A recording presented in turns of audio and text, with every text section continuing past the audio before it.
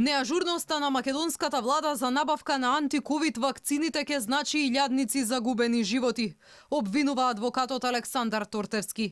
Тој преку социјалните мрежи обелодени дека надлежните во земјава не ги испочитувале роковите предвидени во така наречениот ковакс механизам и оти парите како аванс ги уплатиле со задоцнување.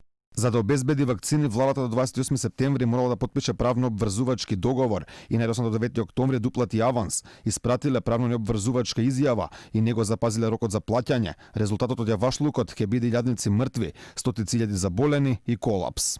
Од Министерството за здравство ги отфрлаат ваквите обвинувања. Велат рокот за набавка на вакцините бил запазен, а договорот склучен со СЗО бил обврзувачки. Вакцини преку ковакс системот се уште не се дистрибуирани во земјите кои не се членки на Европската унија.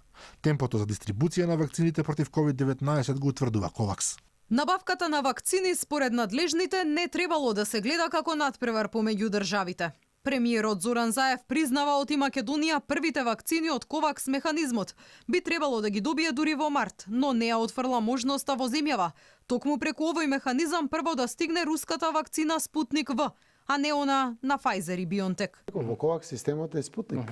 Сите кои што се одобрени од Светска здравствена организација се во ковакс системот. И таа може да стигне прва, може да стигне пред Модерна, може да стигне прва пред AstraZeneca, било кој, тие се внатре. Тие се вакцини за нас кои што се потврдени од Светска здравствена организација и апсолутно очекуваме како ќе се пушти по светот од првата вакцина така да стигне и кај нас. Ова пак отвора друга дилема, зошто надлежните не ја прифатиле понудата на руската амбасада директно да преговараат со Русија за набавка на руската вакцина, туку истата да ја чекаат преку ковакс механизмот. Неодамна од руската амбасада во Скопје обелоденија оти понуда за директна соработка за вакцината му дале лично на министерот за здравство Филипче, но од него не добиле повратен одговор.